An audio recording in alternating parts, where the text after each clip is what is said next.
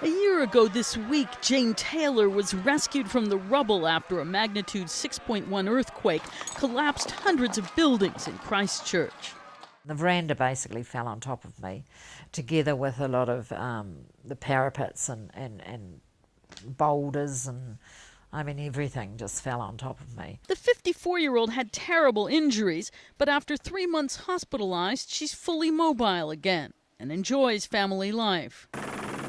She'd been on the job at a women's clothing store in the Cashel Street Mall when the quake hit.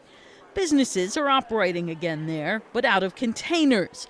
And the memory of the 185 who died is never very far away, even if people are adapting to the massive shock and the changed landscape that has followed.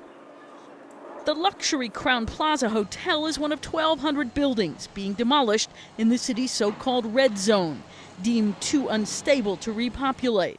But there's a group that hopes to transform many cleared areas to serve a positive purpose. Greening the rubble, workers are planting gardens and creating recreational spaces.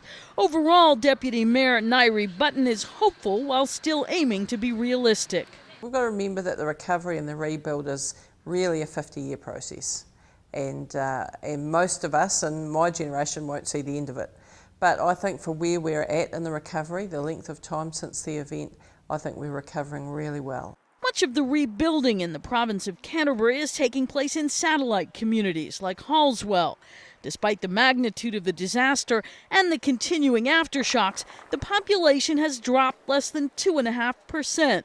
Jane Taylor is staying. You just don't turn your back on all that kindness and all that giving, and Canterbury's just is where our heart is and where we're going to stay and where our future will be.